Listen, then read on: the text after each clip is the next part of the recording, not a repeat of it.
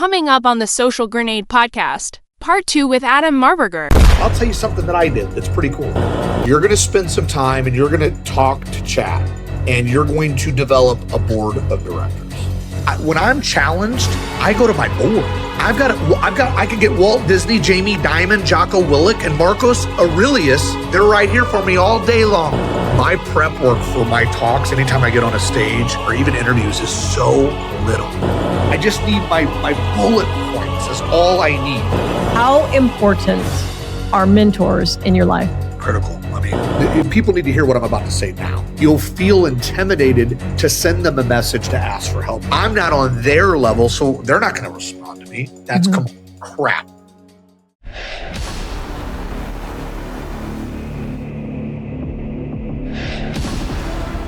And then my creative director, Angela, now has 25% that she has to do.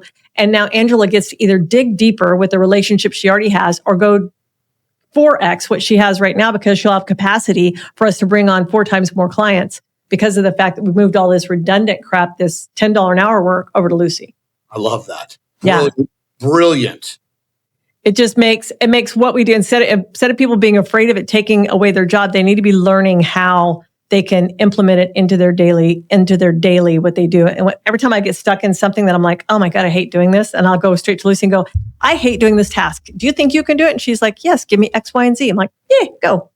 I hate doing this. So it's, AI is on our path. It's on everybody's path, but they just have to learn how they need it in their world. And with the pivots in social media, we're constantly evolving. So I don't ever get comfortable in my realm, because like there's always a new social media platform, or there's a new algorithm, or there's a new way that we need to be doing business. This worked last year and it doesn't work this year. And so we have to pivot all the time. And so that's just the entrepreneurial spirit, though, being able to do that. Don't you think? Agreed, 100%. And first of all, the entrepreneurial spirit, it allows you to pivot. You have to pivot. And AI is one of those things that everyone has to embrace, because, you talk about it, it's replacing human tasks. It's not replacing humans. It's just making you a more powerful human when you're armed with it. And there's people out there that are they're kind of being, I don't want to say, they're definitely not being proactive. They're being very reactive. There's early adopters. There's those that are all in. There's early adopters, and there's still some skepticism behind the scenes. It's like, you need to freaking get out of your own way. Because here, even it is a simple task. I'll tell you something that I did that's pretty cool, that I like to share with people. And this is just so simple to do. Danelle Delgado tasked our mastermind group. It might have been the second week of the year. You're going to spend some time and you're going to talk to chat, and you're going to develop a board of directors. And after we develop the board of directors, we're going to give it specific instructions about our businesses, what we need it for. And now all of us on the team, when I'm challenged, I go to my board. I can get Walt Disney, Jamie Dimon, Jocko Willink, and Marcos Aurelius. They're right here for me all day long. I love it. I say, hey, I need to take this to the board. I'm challenged in this area right now, and I would like the input from each one of my board of directors, please. And then in seconds, I get different mindsets from different types of folks. Because sometimes I need to hear from Jocko. Yeah. Get out of your own way, take action, get it done, right? Sometimes I may just need to hear that. Or Marcus Aurelius may have a little philosophical approach. So anyway. That's brilliant. That's brilliant. So I'm sharing this with others that I care about, because this is it's a cheat code. I mean, I don't even call it cheat. It's brilliant. It just allows you to have access to brilliant minds. Mm-hmm. And it's so. And we're doing the same thing. Like we'll do, not for the board of directors, but like whenever I'm getting ready to write ad copy for Social Grenade, right? Like I can create a VSL now probably in about 10 minutes. And I can go, you know what? Here's the product. Here's the offering. Here's what we want them to do. And I want you to write this like it's an Alex Hormozy VSL. And like it'll be and be done in 10 minutes. And then I just have to go in, tweak the little things that I need done and go, okay, let's launch this right now. And the people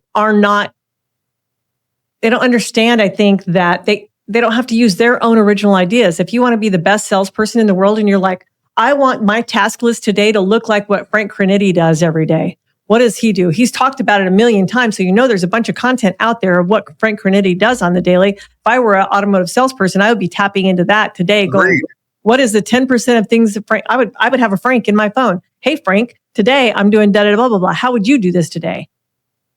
Yeah. And I would have Frank Crinitti's persona. I would find everything online that's ever been written about him and I would feed it into a machine and that would be my Frank. And I'd ask Frank every day.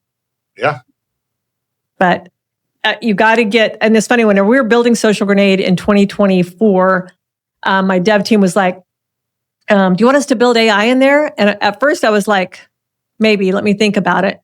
And then think about 2024, we're probably talking early, like January, February 2024. And I was like, nobody knows how to create a prompt yet. Like I know how to prompt, but nobody else does. So I'm going to put it in there and it's not going to get used, or it's going to get used and they'll be like, this is stupid. It doesn't work because they don't know how to create a prompt. So I started to pre-build some prompts in there for them, but I'm like, even that is just going to give them generic answers back because they really need to create their own persona in any form of AI that they're going to be using. They need to be speaking in their own voice. And so I was like, no, don't put it in there. And so we didn't. And for good reason, because of that, because the knowledge wasn't there yet on how to use ChatGPT.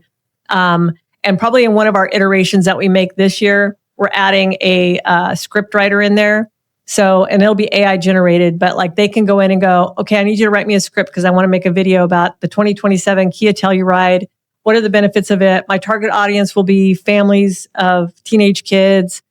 There's all kinds of drop downs for them to pick in there. And I want it to be funny, but informational. And then it'll write their entire script for them, right? So that they can go and they can make whatever video. But that right there, because we've outlined all of the questions in there for them, then that's probably the easiest way for me to incorporate AI into it for the salespeople. Very few people are actually creating anything for salespeople. Like they got the finance managers, they got the general managers, they got the fixed ops manager, they got the service team. But like to actually be thinking about what these sales teams need on the daily, which is the front lines, the BDC and the salespeople are the front line. So I'm really passionate about them because I know that they get worn down so much. And how can I help them?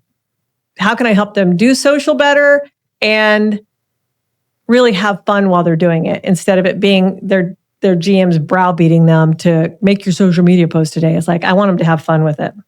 Well, you said something. They are our front lines. I mean, you don't get to swing the bat in F&I unless there's a transaction, right? Who's getting the transaction to your desk? It's a salesperson. Right. Service doesn't get that client unless front lines gets it to F&I, then F&I gets it.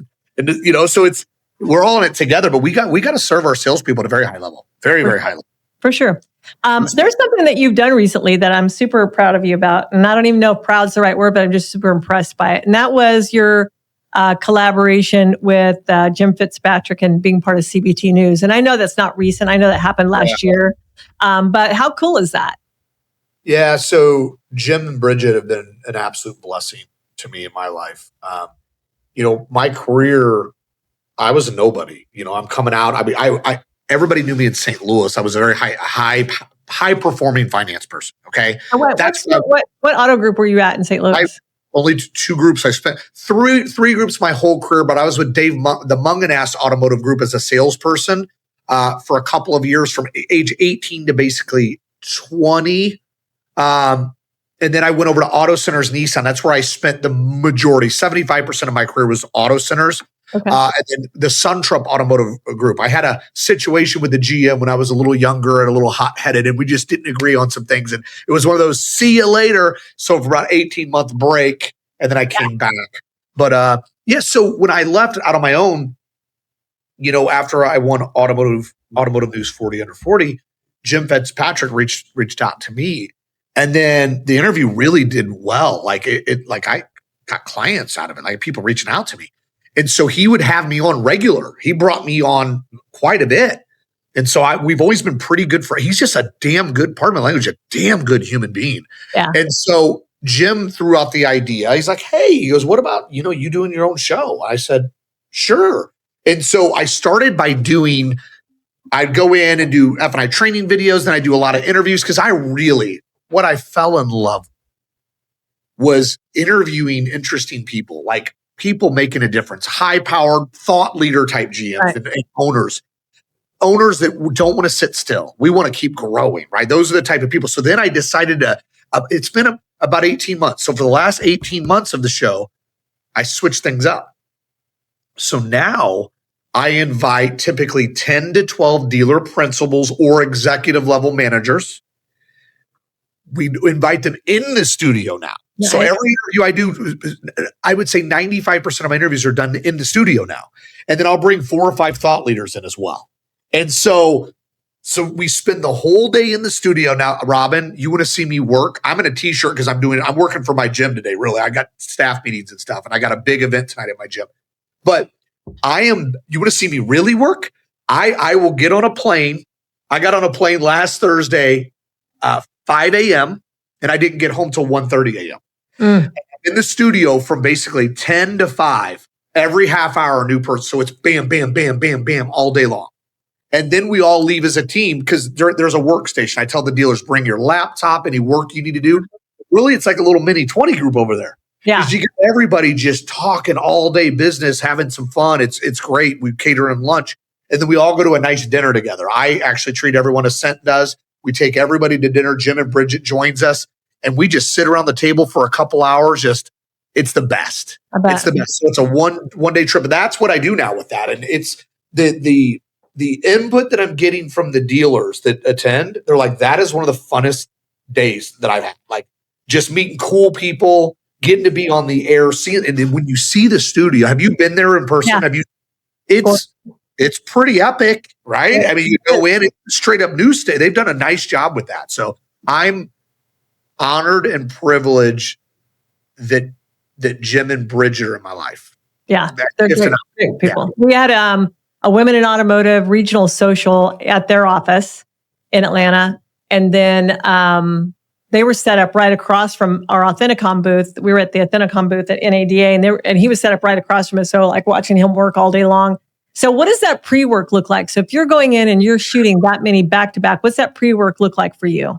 Well, so I personally reach out to each guest. So I somewhat know them already. Like so I follow them or know them. And they're paying for their own travel coming in. They're flying in on their dime, doing their thing. They're paying for their flight and hotel. And so everything else taken care of. But what I already kind of know of them. So I will start with my list of people, and then I'll go back and, I'll look at socials or I'll look at previous conversations just to see what's fresh and new that we can talk about. And then I will create, a list of questions. Now I don't want to give away my secret sauce. Okay, just give me 10%. But I'm going to. But I'm going to tell you because I love you so much. This is the first time I think I've ever said this on the air, and I don't know if this is good or bad. So God gave me a few talents. Like I'm not that good at a lot of things. Like I really suck at most things. Just full disclosure, okay? I feel like I'm a great dad. I'm really good at jiu-jitsu, and I have this gift of communication. God gave me the gift to communicate. My prep work for my talks, anytime I get on a stage or even interviews, is so little. Same. I find the less I prep, the more organic and the more, okay, my next NADA, I'm assuming NADA will select me to speak again. I don't know. They have the last 5 years. I would think I would get in again. I don't know. But here's my prep work. 5 bullet points for my video I'm going to shoot. I just need my bullet points is all I need. And then therefore I have really interesting, engaging conversations. So Robin, the prep work for me is getting my list of people down and putting the time slot that I need them there. And I spend more time figuring out what restaurant we're going to go to. That's fun. If you want to know the truth, that's the truth. So that's funny. I haven't decided yet to apply to speak at NADA next year yet. It's so hard for social media because I have to decide now, and I don't know what next year will look like. I have to pick my topic now that is going to be almost evergreen, that it'll still be good. Yeah. In 10 months. You should. You're too important to this industry. So I had a packed house. I had standing room only, which I was really kind of worried about because it was day one and it's crapshoot. Half the people aren't even there. But so I was kind of surprised at that. But I love doing it. I love talking about social as much as you love talking about F&I stuff. Like that's Yeah. Everyone's like, gun to your head. What could you talk about for 30 minutes? I'm like, well, either Costa Rica or social media, either one. I'm with you, Costa Rica. We gotta go, man. Gotta take Miss Sylvia.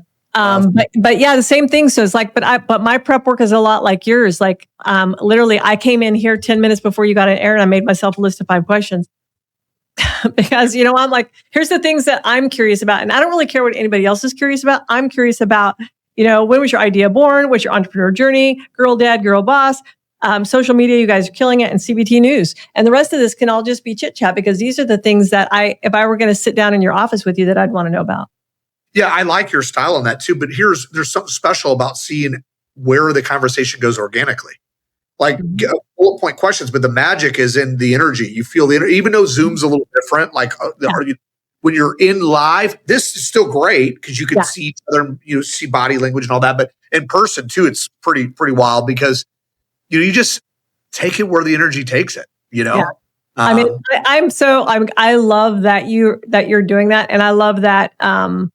You have that avenue with Jim and Bridget. I mean, I think they are terrific people as well, and professional always. I mean, I love that they're never not. Yeah.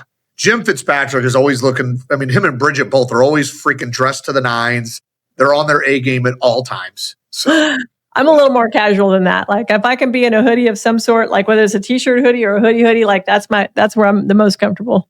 So same here. I've been able as of, so I had I brought in a couple of partners at Ascent. I'm acting now truly as a CEO. I'm really working on my business, not in the day-to-day operations. I've got teams deployed all over the country this week.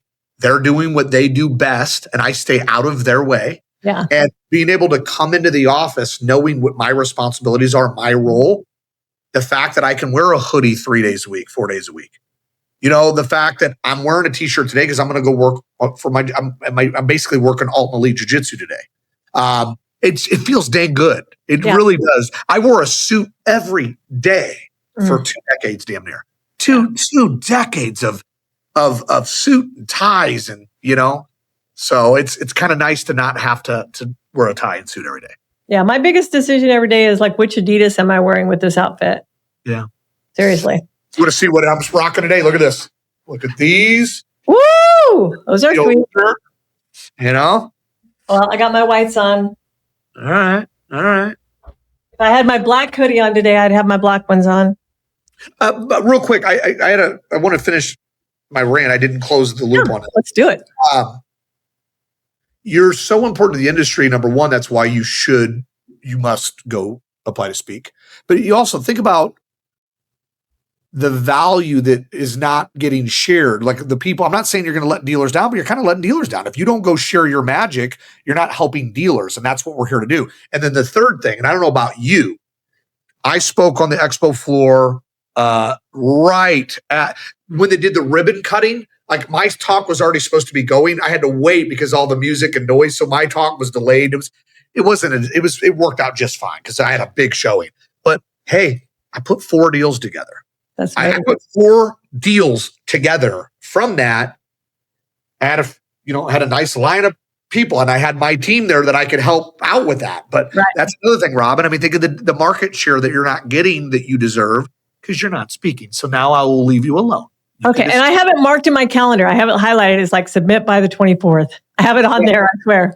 Yeah. I'm going to tell you, this past NADA was the first time that I ever even applied to speak at NADA. And I didn't think it was like, I don't know, maybe a little, I don't know if intimidation is right or imposter syndrome or whatever. So I just didn't. And then I was talking to Subi Ghosh. I don't know if you know Subi, but I was talking to Subi with Stream Companies, and she was like, you really should apply to speak. And she goes, submit 3 different speaking proposals. And I'm like, I'm barely good if I can get one out. Like there's a good chance I'm not doing 3. She goes, but submit 3. And she goes, you should do it. So I'm like, okay. So I did 1. I had intentions of doing more than 1 and I just never got around to it. And weird because I'm subscribed to NADA's newsletter, right? So like I get their stuff in my inbox all the time. And so when the notice came that they had selected me, I didn't even, I'm a scanner, right? I scan everything. I don't digest everything. And I was like, I went and opened it for some reason. But the title kind of got me, and it was them accepting me. And I had like this many hours to like say I accept or whatever. And I was so excited about it. Beverly was in Denmark. Her fiance lives in Denmark. And so I forwarded it to her, and I was like going, holy crap. I forwarded it to her, and she was like, holy crap, I think I just got accepted to speak at NADA. And she's like, oh my God, that's so cool, whatever. And then I was reading it, and she goes, hey, you only have like 24 hours to like respond back to this that you accepted. And so I replied back. But when I did, I replied back to Beverly and Shasta, not to the lady, because I had already forwarded it. And then like the next day, because Bev's like 8 hours ahead of me when she's in Denmark, she goes, I think you didn't forward that. I think you only replied to us. You didn't reply back. I'm like, crap, I'm having to go find it and see if I got it. I'm like messaging that woman going, I'm really sorry. I'm like semi-idiot. I like forwarded it. And then I tried replying. And so she was like, you're fine. You made it. And then I was like, I think I just blew it. I didn't get the thing done right. Imagine if that would have, I was so mad the whole day. I'm like, I can't believe I just screwed myself out of this. But it was. I'll tell you, the NADA thing, if you think about, it's the Super Bowl. So like a lot of people get told no. There's a whole lot of people that don't get that opportunity. And I will say that if there's any one thing in my career that's really, really helped me is being on the speaker circuit at NADA. Because it just adds a level of credibility to your brand.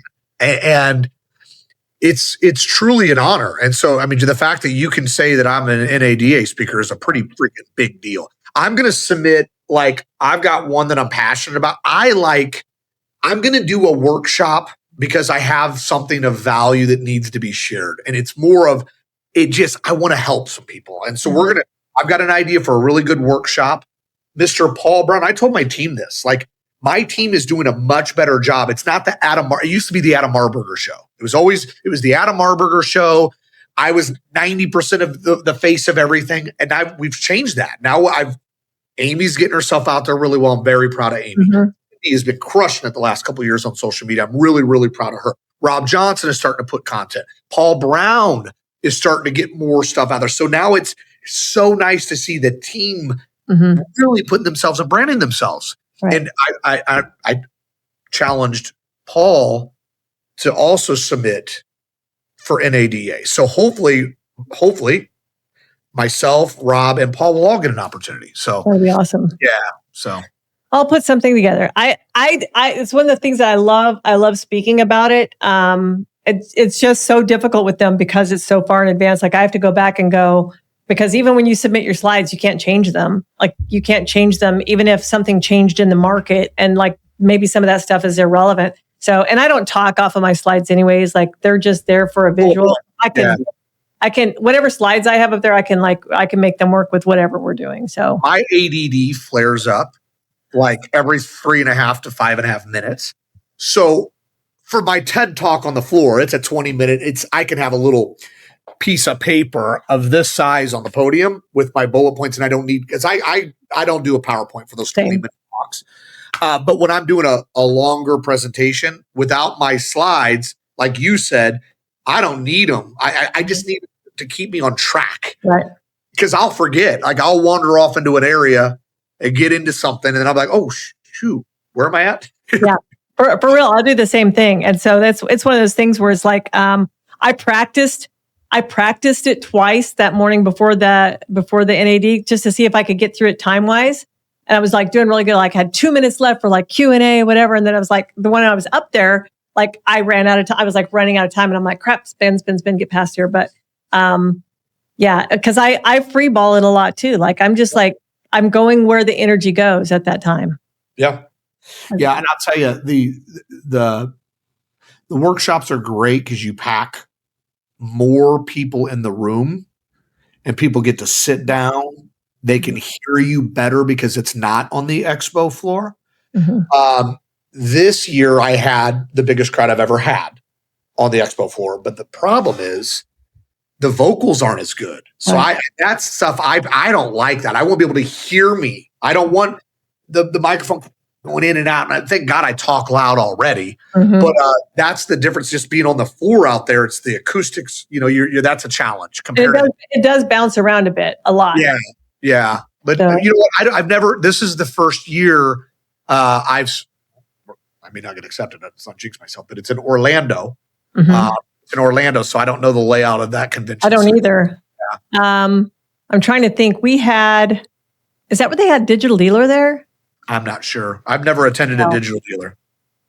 Yeah, I think a few years back, whenever they were actually doing Digital Dealer conferences in Orlando, it's not bad, but it's not the LA, it's not the Las Vegas Convention Center for sure. Yeah, I prefer, for NADA as much here. Full disclosure, I'm not the biggest fan of NADA. I'm not NADA of Las Vegas. Vegas, like in my 20s and my 30s, there was much more appeal to it for me. But now, I'm on the back half of 40 now. Like, I just don't, I don't want to go to a club. I don't mind having a cocktail or two at dinner, but I'm like, it's so busy. Like when I leave there every time, I feel like I've lost a year of my life. I'm just, and you're exhausted. Tired. Yeah. I'm so tired. It is good for the conferences though, just because the proximity of everything. Like Dallas, when NADA was down in Dallas, it was kind of so spread out. San Francisco, it was too spread out. So I'm hoping Orlando, everything will be a little closer. I think it'll be okay in Orlando. I think it's like laid out a little bit more like Dallas was. Like, I think Vegas, the struggle between the North and the West is a bit of a. It's a big. I never made it down to the North Hall. Yeah. Which, I mean, a lot of my friends were down there. I needed to get down there, but I didn't get down there. So, all right. So you've inspired me now. One is one more thing I want to talk about. And I know that it's super important to you. And I think it's important to other people too, but I want them to hear from you. How important are mentors in your life? It's critical. I mean, I was just with two of my mentors this week in Atlanta, Danelle Delgado and Chris Saraceno. Chris Saraceno in 2019, I read his book, The Theory of Five. And there's a section on mentors and anti-mentors that inspired me. Mm-hmm. After reading his book, I realized Chris went through a lot of what I went through. So he already has the blueprint. So I messaged him, and it's one of those things too, and people need to hear what I'm about to say now. Mm-hmm. Is sometimes you'll look at somebody as a successful human being and you'll feel intimidated to send them a message to ask for help, or you'll feel like I'm not worthy. I'm not on their level, so they're not going to respond to me. That's complete crap. Mm-hmm. I sent Chris a message saying, "Hey, listen, after reading your book, I'm in a challenging part of my life right now. I could use some help." He was so responsive, and we talked for hours. He helped me. And so he was one of those guys that really kind of was there for me in 2019. And going through that year of my life, I did an audit. Of all the people I was spending time with. I grabbed a legal pad. By the way, I'm a total legal pad nerd. Gotta have it. I did a nice, gotta have it. So I did I wrote down all the people in my life, and I kind of rated them. And then I looked for levels of reciprocation. I looked for at the value proposition on each side. What value am I giving them? What value am I receiving? There were a whole lot of people that had to cut. And so then I started putting mentors in my life. I started spending more time with people that were doing big things. Mentors are critical, especially too for a younger generation. I'll say we all need them now. I'm old, but I still need mentors. But really, the younger generation, we need to look for mentorship early in life. Just think how fast you can grow. If I was 22 years old and I said, man, I need to reach out to 5 people doing way more than me and spend time with them, how much faster would I have gotten to where I am today? For sure. Right? For sure. Now the setbacks needed to happen. The pain I went through in 2019 was a prerequisite to get this. But just think though how much quicker you can obtain things and learn things with the right people in your corner earlier in life. That's why Anna, I bring Danelle will message Anna. Anna has her in her back pocket, and Danelle's a busy woman, and her fees aren't cheap. She gets paid what she's worth. Absolutely. She always opens up her heart and her time for us, and that's why I'll do anything for that woman. But that's an example of somebody that's in Anna's back pocket.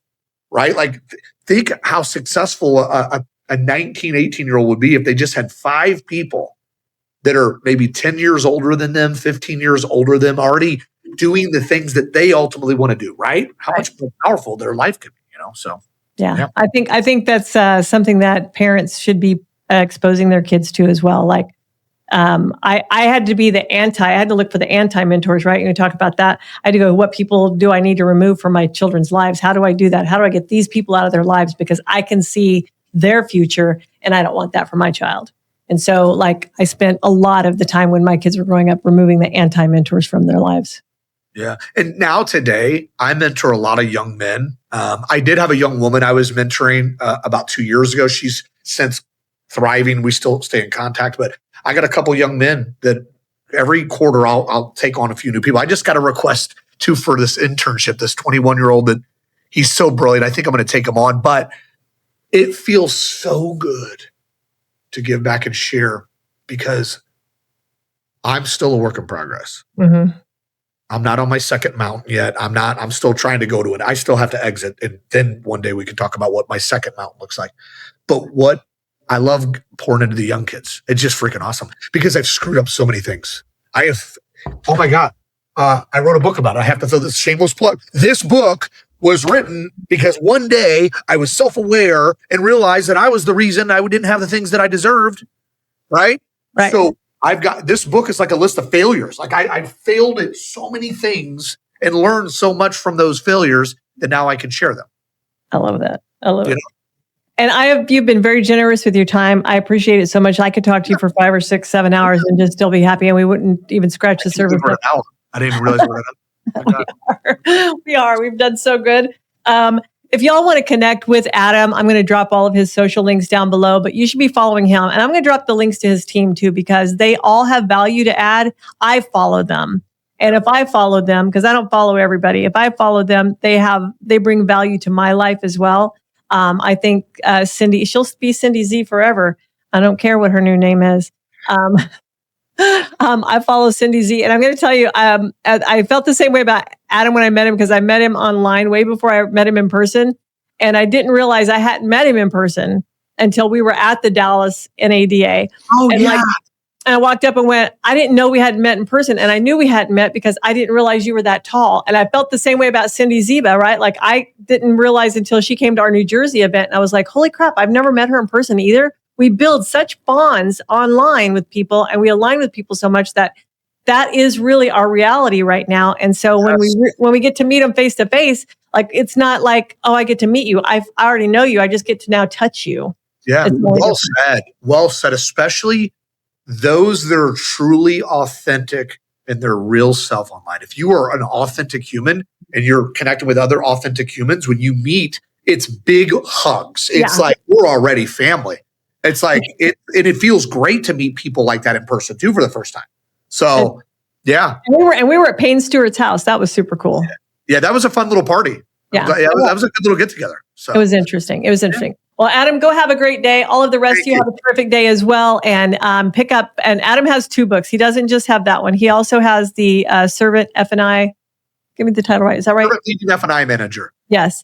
And I have a couple of copies of it because, like, when I go to dealerships, I give your books away. Yeah, I mean, I always try to keep some. Every time you go to an event, I swipe a couple, just so that I can have them to give away. And I don't do that. I don't do that with everybody's book. So, thank you so much. I appreciate your time, and I love you dearly as a human. You know, every time I'm driving through St. Louis, I'm calling you. What are you doing? I'm at the grocery store. And I need to get the Joplin. Like, I need to find a way to get the Joplin. Maybe I'll make Tustin take us to dinner. We got to get that on the books. Yeah, absolutely. All right, guys. Peace out. Love y'all. See ya. Peace. Bye.